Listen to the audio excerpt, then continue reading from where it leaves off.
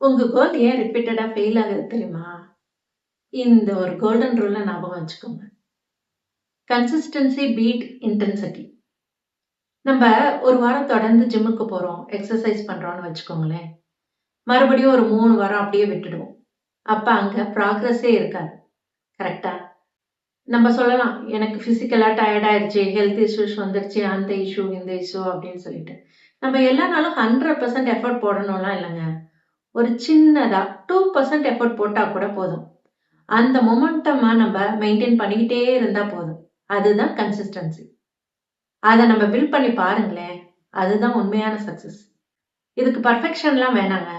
சின்னதா ஆக்ஷன் எடுத்தா போதும். அது பெரிய சேஞ்ச உருவாக்கும். இதே தான் அட்டாமிக் ஹேபிட்ஸ்ல சொல்லியிருப்பாங்க. You don't rise by motivation. You grown by habit அப்படின்னு சொல்லிட்டு.